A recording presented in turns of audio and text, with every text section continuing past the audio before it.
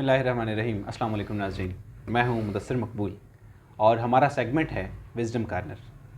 Wisdom corner में आज जो हमारे साथ मेहमान शख्सियत हैं वो एक मारूफ़ कानूनदान भी हैं और एक इंटरनेशनल लॉ फर्म के साथ भी मुंसलिक हैं।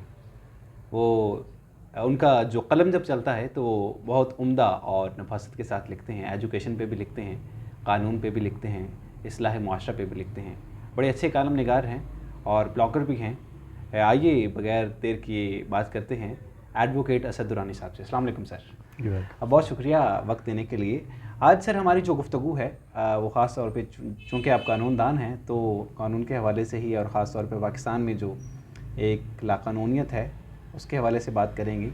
और उससे पहले जो पहला मेरा क्वेश्चन ये है, बुनियादी क्वेश्चन ये है कि पाकिस्तान में आज भी जो सिविल लॉ हैं और क्रिमिनल लॉज हैं सारे अंग्रेज़ के बनाए हुए हैं। आप देखिए कि 1908 का बनाया हुआ है, 1935 में जो इंडिया एक्ट नाफिज हुआ, और फिर सिवाय इसके कि आप अयूब खान का देखें जो फैमिली लॉ दिया, उसके अलावा सारे जो बुनियादी हमारे क़वानीन हैं वो सारे अंग्रेज़ के बनाए हुए हैं और आज भी पाकिस्तान में, इस्लामी जमहूरिया पाकिस्तान में वही नाफिज़ अमल है। क्या वजह है कि ये आज तक ये चेंज नहीं हो पाए या इसकी हमें ज़रूरत महसूस नहीं हो पाई? जी, बहुत शुक्रिया आपने मुझे मौका दिया बात करने का। और मैं ये समझता हूँ कि आपकी जो ये कोशिश है कि इल्मी और अदबी गुफ्तगू की हमारे माशरे में, सोसाइटी में, मीडिया के अंदर अब इल्मी और अदबी गुफ्तगू की जो स्पेस है वो मैंने देखा है कि बहुत कम हो गई है जी। तो ऐसे माहौल में आपकी ऐसी कोशिश जो है, ये सबसे पहले तो मैं इसको सराहना चाहूँगा। आपका जो सवाल है बहुत ही बुनियादी सवाल है और बहुत ही अलमनाक मैं समझता हूँ कि ये सवाल है, क्योंकि हमारे पास जितने भी बुनियादी कवानीन हैं, ट्रांसफ़र ऑफ प्रॉपर्टी एक्ट है या सिविल प्रोसीजर कोड है या क्रिमिनल प्रोसीजर कोड है या पाकिस्तान पिनल कोड जो ओरिजिनली इंडियन पिनल कोड था, जिसको पाकिस्तान बनने के बाद सिर्फ नाम उसका बदल दिया गया पाकिस्तान पिनल कोड, और उसके बाद बहुत ही चंद बुनियादी तब्दीलियाँ या कुछ नए कवानीन उसमें जो है वो ऐड किए गए। तो उसके अलावा जो बेसिक स्ट्रक्चर था कवानीन का, उसको तब्दील नहीं किया गया।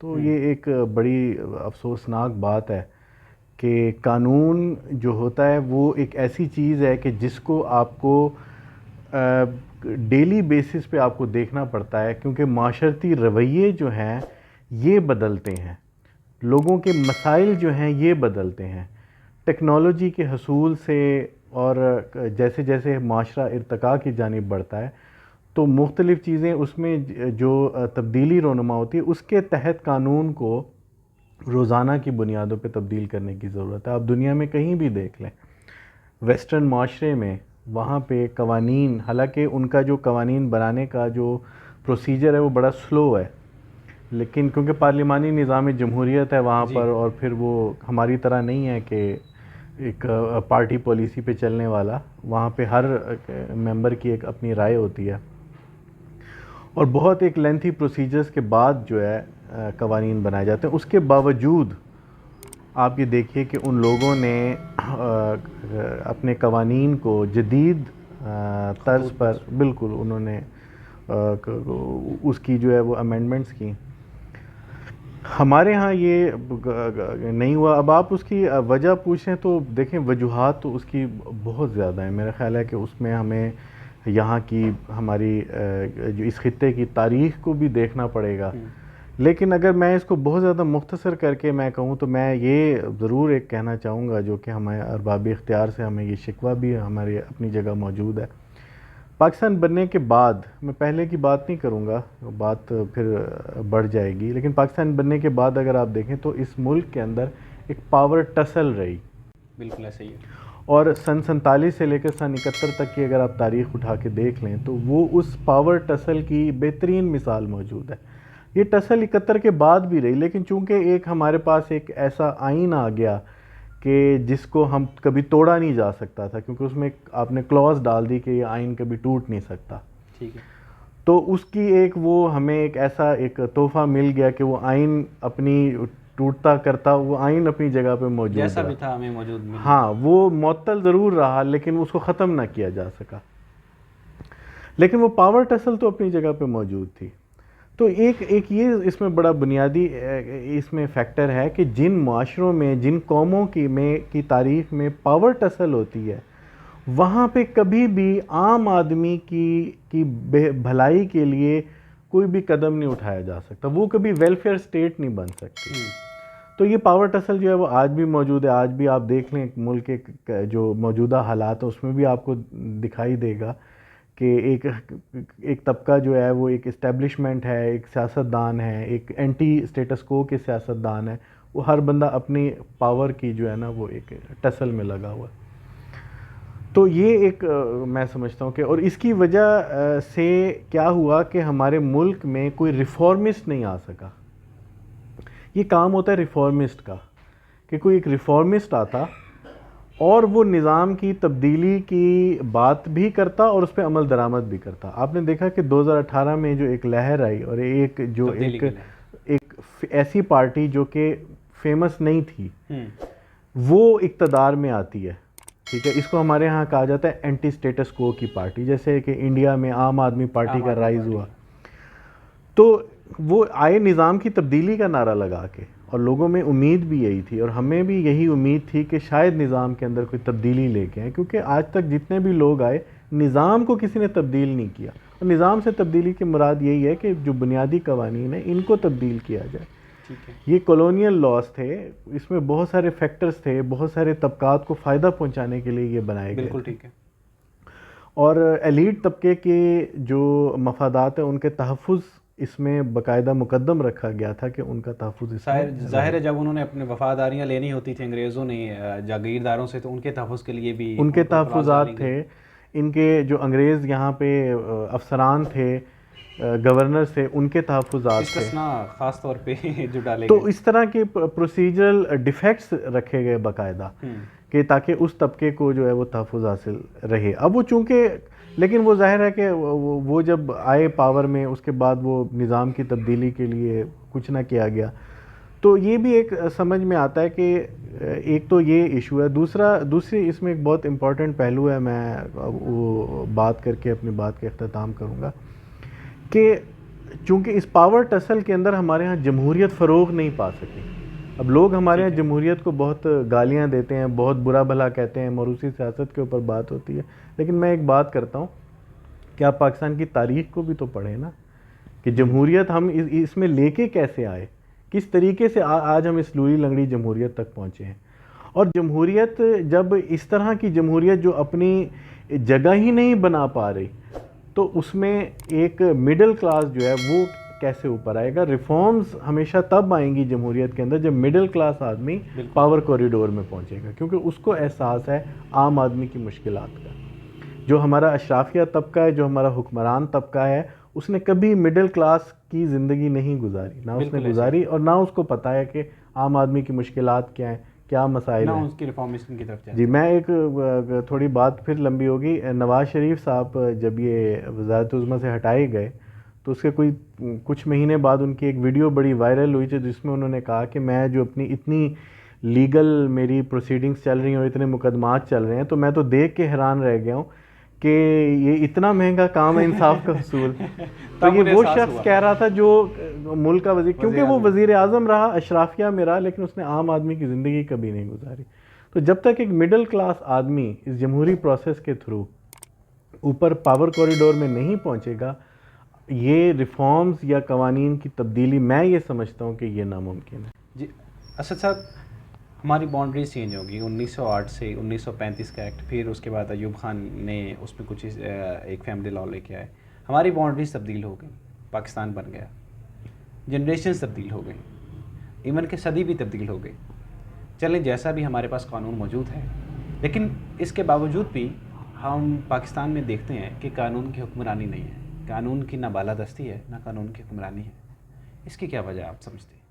اچھا، میں یہ سمجھتا ہوں کہ سب سے پہلے تو اگر یہ کہنا کہ قانون کی حکمرانی نہیں ہے، یعنی کہ جس کو ہم عام الفاظ میں کہتے ہیں کہ رول آف لاء اس ملک میں نہیں ہے، تو یہ بات 100% درست بھی نہیں ہے. ایسا بھی نہیں ہے کہ رول آف لاء نہیں ہے. اگر رول آف لاء نہ ہوتا تو شاید ہم یہاں پہ بیٹھ کے صرف دروازہ بند کر کے باہر کا اس تسلی میں نہ بیٹھتے کہ اب جو ہے ہم محفوظ ہیں اپنے گھروں میں. ٹھیک ہے. تو یہ جو گھروں میں محفوظ رہنے کا ایک احساس ہے ہمیں کہ رات کو ہم سکون سے سوتے ہیں، یہ بھی اس وجہ سے کہ اس ملک میں رول آف لا ہے، کسی حد تک ہے، کسی حد تک ہے اور کسی حد تک نہیں ہے.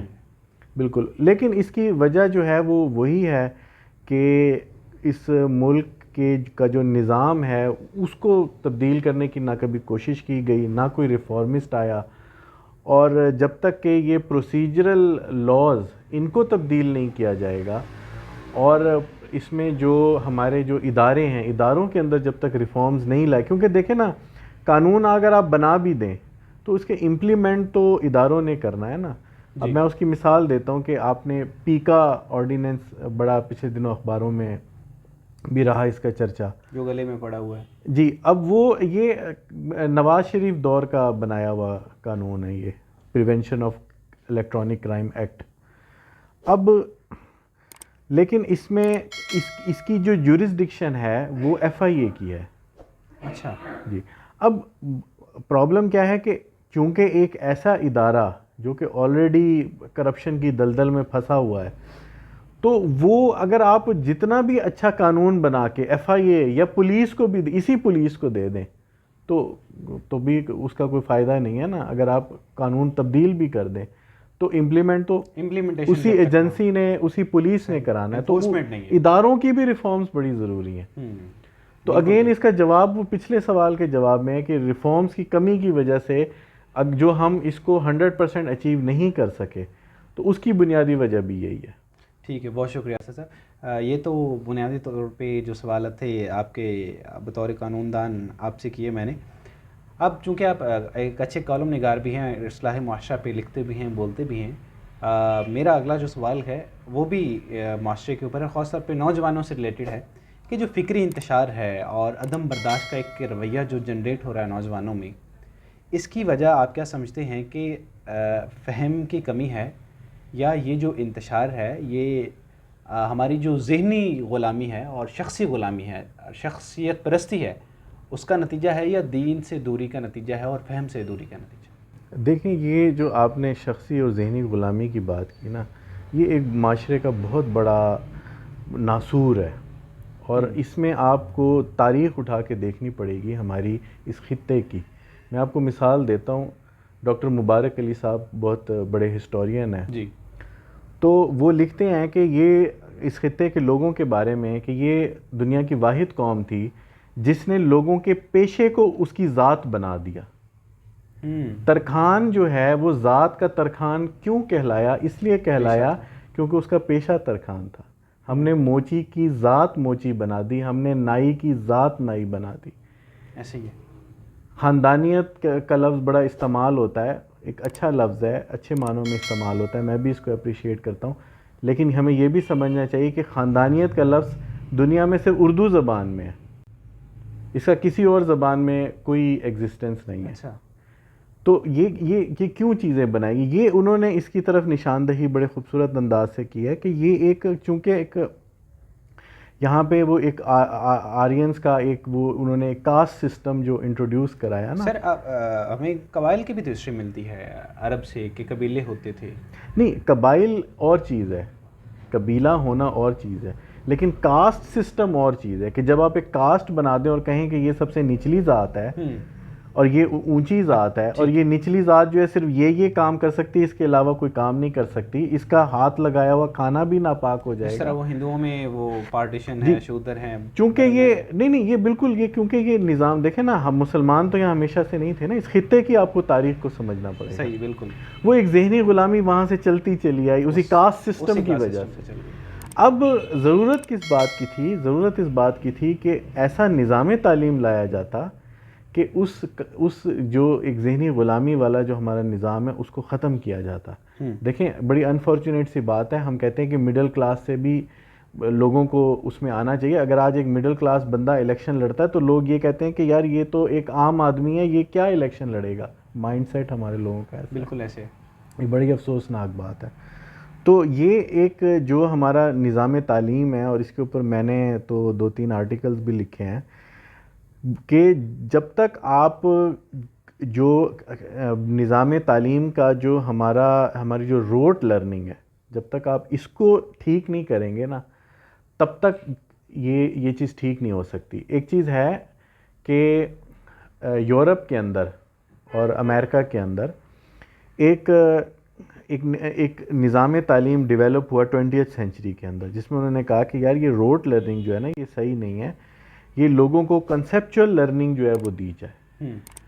اور اس میں پھر یہ ہوا کہ انہوں نے یہ کہا کہ جب تک ان کی ہم کریٹیکل تھنکنگ کی جو ایک ایبیلٹی ہے نا، جب تک ہم اس کو ایکٹیویٹ نہیں کریں گے نا، جو کہ ہر انسان میں ہوتی ہے، تب تک یہ لوگ خود سوچنے کے قابل نہیں ہوں گے. بالکل صحیح. ہمارے نظام تعلیم اس کریٹیکل تھنکنگ کو ڈسکریج کرتا ہے. میں آپ کو ایک مثال دیتا ہوں کہ میں او لیول کا طالب علم نے او لیول کیا، تو ہمارے 1988 تک کی ہسٹری تھی پاکستان کی. تو وہ ہمارے ایک ٹیچر تھے، تو ہمیں وہ ڈکٹیٹ کروا رہے تھے نوٹس. تو اس میں وہ کہہ رہے تھے کہ so and so prime minister was deposed of his office and after so and so months so and so prime minister was appointed. اور پھر اس طرح 2-3 وزیر اعظم جب گزرے تو میں نے ان سے پوچھا کہ آپ یہ تو ہمیں بتا رہے ہیں کہ so and so was deposed and so was appointed, یہ کر کون رہا تھا؟ تو انہوں نے کہا کہ یار یہ آپ بیٹھ جائیں، یہ سوال آپ نہ پوچھیں. تو دیکھیں ہمارا جو نظام تعلیم، اب یہ تو دیکھیں نا، ہمیں تو پھر بھی او لیول میں 1988 تک کی ہسٹری پڑھائی جاتی ہے. آپ یہ دیکھیں کہ اس میں ہمارے جو مطالعہ میٹرک اور ایف ایس سی کا، اس میں تو یہ تاریخ ہی نہیں ہے 47 کے بعد کی، ایسے ہی کہ کہیں وہ بچہ یہ نہ سوال کر لے جو میں نے اپنے استاد سے کیا. تو یہ جو کریٹیکل تھنکنگ ہے نا، جب تک آپ اس کو ڈیولپ نہیں ہونے دیں گے نا، تب تک یہ ہمارا جو یہ سارا جو مسئلہ ہے جس کی طرف آپ نے نشاندہی کی، یہ ٹھیک نہیں ہو سکتے. جی ٹھیک ہو گیا. بہت شکریہ اسد درانی صاحب. ہمارے پروگرام کا جو وقت ہے وہ اپنے اختتام کو پہنچ رہا ہے. آپ سے بڑی اچھی گفتگو سنی اور آپ نے جو سولوشن پیش کیے وہ امید ہے کہ ناظرین کو اچھے لگے ہوں گے. اور آپ اپنے کمنٹس کا جو کمنٹ سیکشن میں اس کا اظہار بھی کر سکتے ہیں. آپ سے اجازت چاہتے ہیں آج کے سیگمنٹ میں. اور آپ ہماری بہت ساری جو دوسری ویڈیوز ہوتی ہیں، ہمارے دوسرے سیگمنٹ ہوتے ہیں، وہ دیکھنے کے لیے آپ اپنے موبائل میں جو بیل آئیکن کا جو بٹن ہے اس کو دبا لیں، سبسکرائب کر لیں ہمارا چینل، اور آپ تک یہ جو تمام معلومات ہیں، ہمارے ساتھ جو اسکالرز ہوتے ہیں، ان کی ساری ویڈیوز آپ تک پہنچتی رہیں گی. ملتے ہیں اگلی نشست میں، تب تک کے لیے اجازت دیجیے. اللہ حافظ.